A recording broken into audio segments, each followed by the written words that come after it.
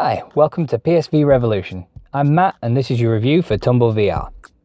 Tumble VR is a puzzle game where you solve various puzzles prodded along by a sardonic AI overseer. If that sounds vaguely like Portal to you, then it should, because this game clearly had some inspiration from the series. After all, the game's robot companion bears more than a passing resemblance to Wheatley. As does the companion in Robinson the Journey. What's with VR and the obsession with silver and blue robotic companions anyway? However, unlike some other games which have used Portal as a model for making the game interesting, the AI character isn't the main draw here, which is lucky for Tumble as the humour misses about as often as it hits. Sure, the little guy can be amusing from time to time, but the game mechanics and the puzzles are what really stand out in Tumble. Placing blocks feels pretty natural. The controls are simple and effective, and whilst it's one of the more simple VR environments at the moment, it is one where everything just works. And it has to be one of the strongest showcases for just how well the physics should work in many of the games. It can be played with a DualShock or a single move controller, and if you've got one, I definitely recommend a move controller.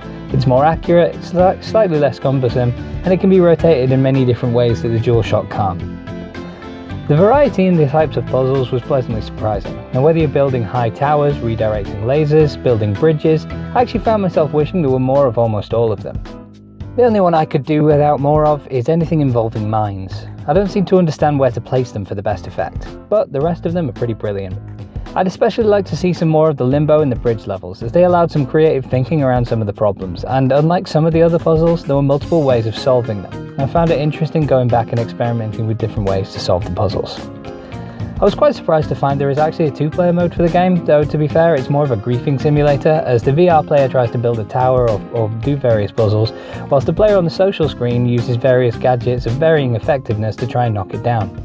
It's a fun distraction for a short while, but it's not enough to recommend the game on the basis of it alone. There's plenty of longevity in going back and collecting multiple medals for completing many of the levels in different ways or against the clock. I'm not normally a fan of time attacking games, but here it adds quite a different level of pressure to block building, and I found it added to the difficulty quite nicely. Lastly, price-wise, this is one of the cheapest of the paid-for games on the PlayStation Store at time of writing, and I think the developers have priced this one perfectly. It's not going to be a system seller on its own, but if you've already picked up a PlayStation VR, Tumble VR definitely offers value for money and will likely keep you coming back for more. What do you think? Agree? Disagree? Let me know down in the comments, and as always, don't forget to like, share and subscribe. I've been Matt from PSV Revolution, and we'll see you again soon.